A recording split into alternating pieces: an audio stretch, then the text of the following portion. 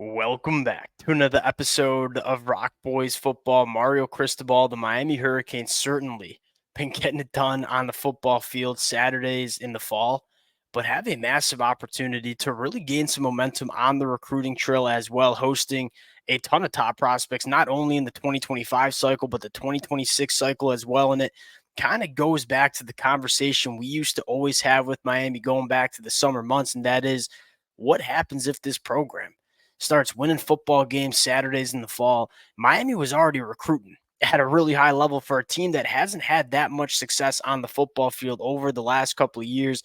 You know, Mario Cristobal's pitch to a lot of these kids at the high school ranks has always been like, what is Miami going to be over the next couple of years? I think a lot of these high school kids were kind of in wait and see mode. Like, let's see what Miami can do in 2024. Then we're going to kind of reevaluate. Well, from what we've seen, I know it's only 2 weeks. This Miami team looks like it's not only one of the best teams in the ACC, but in the country. You come National Signing Day, I think there's a large opportunity for Miami to parlay the success they've had on the football field to the recruiting trail. Want to get into some of the more intriguing prospects that will be on campus. Now, before we get into it, as always, massive shout out to the Miami fans. Many of y'all know talking the recruiting trail is one of my favorite aspects about college football. I don't think there's a fan base that's more dialed in to the recruiting trail than the Miami Hurricane fans. Y'all have showed a ton of support. I can't thank you guys enough. If y'all do enjoy the content, consider subscribing to the channel. And without further ado, let's get into this one. I want to start with kind of a surprise prospect that has emerged on Miami's board, and that's Alabama offensive line commit Michael Carroll. And why Miami has been able to kind of get in on this recruitment is Michael Carroll was a Pennsylvania kid, transfers down to IMG for his last year's senior season of high school.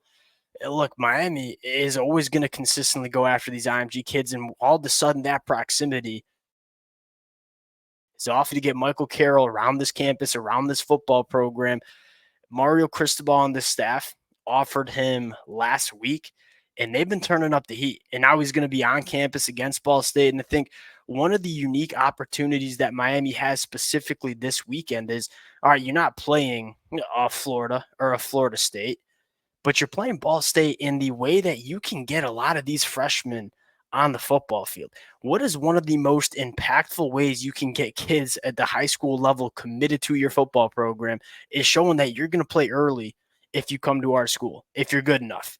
And you go back to Miami against Florida A&M last weekend. I mean, I think every single player on that roster touched the field, specifically the true freshmen. I mean, look at some guys, Jordan Lyle, Justin Scott, Bobby Pruitt, Cole McConaughey, Zaquan Patterson, all getting a lot of burn throughout the first 2 weeks of the season. If you're Michael Carroll, you're going to be watching this game, a game that we think Miami should win pretty handily, and saying, hey, I can get on the field early for this Miami Hurricanes program if I do commit to Miami.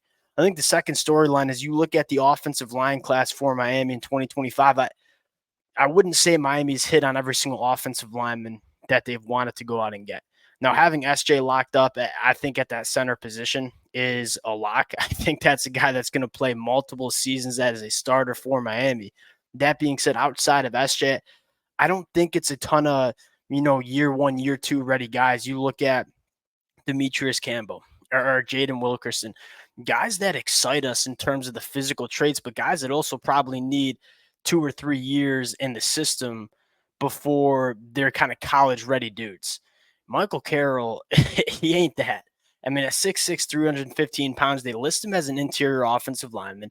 That's what he's primarily played at the high school level. I'll say this. I think he has not only the frame, but the athleticism to play the offensive tackle spot too. So I think he gets some versatility with Michael Carroll. You talk about him being a guard, and I can get why college programs, the recruiting services see this kid as a guard, because you talk about power in a phone booth.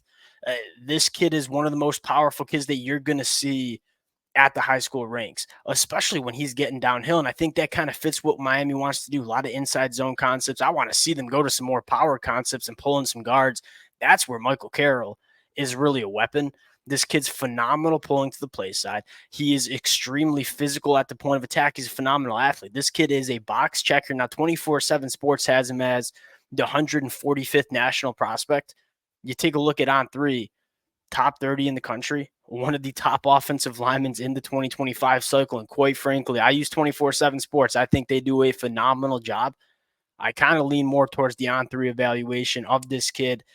I think it's a position that Miami wants to address. I think they're really turning the heat up on a guy like Michael Carroll. And hey, look at the development you've seen from this offensive line. Talk about guys like Jalen Rivers or a guy like Inez Cooper or Francis Mauigoa, who we just noted on the episode yesterday.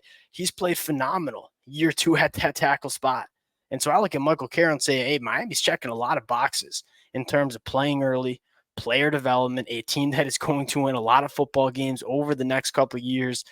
Really interested to see the momentum they might be able to build with what I would think is one of the top offensive linemen on their board in 2025. Now going to the next, kind of premier visitor, and I think Miami's got a lot better chance than a lot of people think with 5-star defensive lineman Elijah Griffin.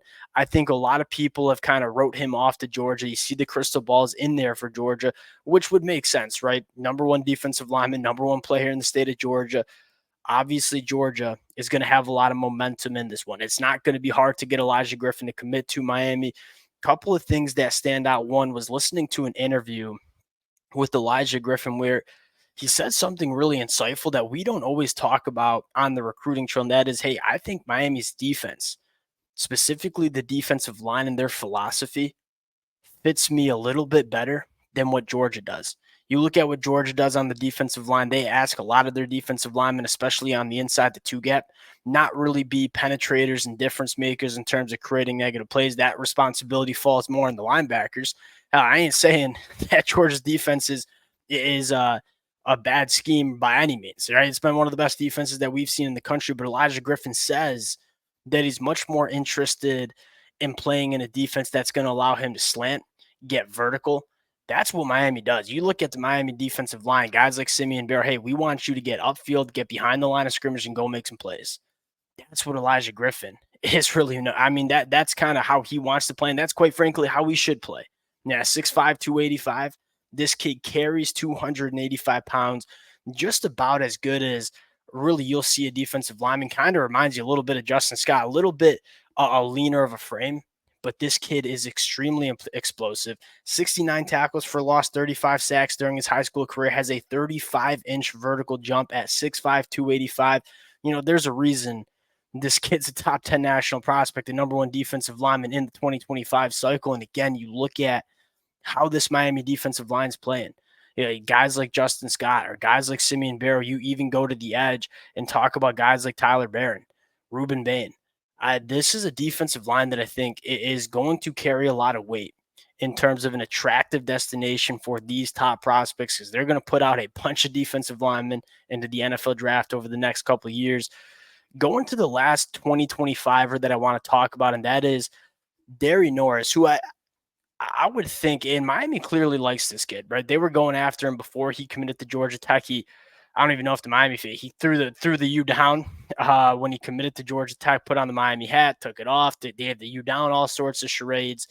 Again, we're not going to hold these kids that are 16, 17 years old. They're going to have some of those things. They're in their commitments. They can celebrate how they want. That being said, I think it's very clear that Miami really values this kid because he commits to Georgia Tech. Miami don't give up. He's a 3-star according to 24/7 Sports, but you've seen Miami go after these kind of guys, a little bit undersized, might need to fill out the frame, but have exceptional athleticism. That's kind of how you talk about a guy like Darrian Norris. I would guess that Elijah Griffin is certainly the guy Miami wants in this 2025 cycle. You look at Darrian, and we always say this, Miami does a great job of pivoting. Like if they don't get their top guy, they're going to get some dang good players that kind of fall through the cracks. This would be a guy that if Miami misses out on someone like Elijah Griffin, probably circles back and really turns the heat up on come National Signing Day. Now, I want to talk about a 2026er that I think is so fascinating. Now, before I had the chance to watch a few IMG games, look, IMG has a Power 5 starting offensive lineman. Guys like Caden Strayhorn and guys like Michael Carroll. This kid just stands out. And it's hard to stand out on IMG's offensive line because, again, you have legitimate Power 5 offensive linemen starting at all 5 positions. Pepe is, for lack of better terms, like freaking nature. I mean, at 6'7", 300 pounds, he's a towering offensive tackle that, has some phenomenal feet and footwork for his size. I think you want to see a little bit more power in his game, which I think makes sense as he continues to fill out that 6'7" frame. But you talk about size, length, athleticism, you talk about physical traits that are very attractive. Hey, Markel Bell, kind of a very similar conversation in terms of, hey, let's go bet on a guy with some big time traits, get him developed. This kid would be that dude. And I can't wait to see what the rest of the junior year film looks like going into the senior year, because this is arguably the most physically gifted offensive tackle in the 2026 class. He's been at IMG for the last couple of years, so he's going to come out of high school probably pretty developed too. I think this is another fascinating name for Miami to maybe take a look at. And you even go back to last week against Florida A&M. Like, who do they have committed? TJ Alford, who's committed to Ohio State, Florida kid. Miami ain't going to give up.